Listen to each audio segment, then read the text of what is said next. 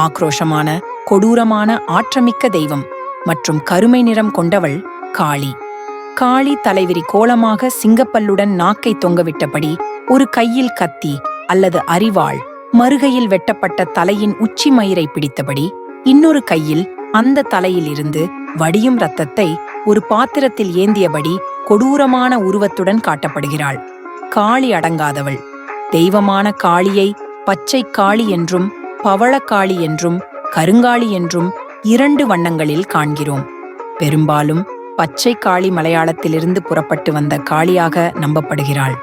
பச்சை காளி பவளக்காளியை குலசேகரப்பட்டினத்தில் நடக்கும் முத்தாரம்மன் கோயிலின் தசரா பண்டிகையின் போது பக்தர்கள் ஆடும் ஆட்டத்தில் காணலாம்.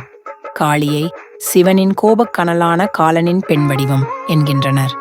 இவள் காலத்தின் தேவதை, அதாவது மனிதனின் காலக்கணக்கை முடித்து வைப்பவள். காளிக்கு நிகராக ஒரு தெய்வம் கொற்றவை என்ற பெயரில் தமிழகத்தில் வழிபடப்பட்டது. போருக்கு செல்வோர் கொற்றவையை வணங்கிவிட்டு செல்வர்.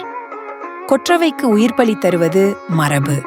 காளிக்கு அமாவாசை இரவில் சிறப்பு பூஜைகள் நடைபெறும். பெண் முதன்மையை உணர்த்தும் வகையில் கருப்பு கிடாய் பலி கொடுக்கப்படும். காளியை குடும்பத்தில் உள்ள பெண்கள் வணங்கினால் அடங்காபிடாரியாகி விடுவர் என்பதால் வீட்டில் வைத்து வணங்கக்கூடாது.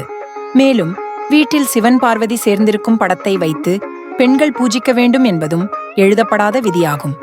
காளியின் வகைகள்: ரக்ஷா காளி, அனைவரையும் ரட்சிக்கும் காளி ஆவாள். ஸ்மாஷா காளி, அழிக்கும் காளி ஆவாள். அச்சம் போக்கி அருள் வழங்குவாள்.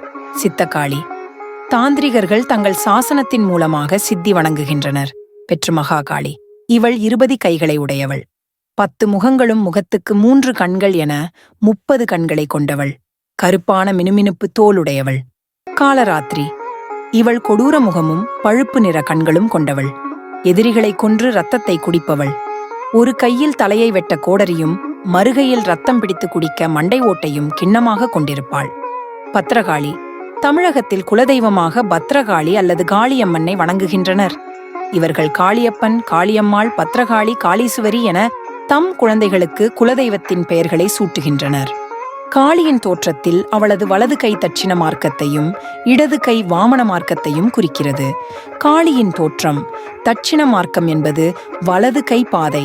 அது ஆன்மீகம் மற்றும் வழிபாடுகளை சார்ந்தது. வாமன மார்க்கம் என்பது இடது கை பாதை. அது கொலை மற்றும் அகோரி மார்க்கமாகும்.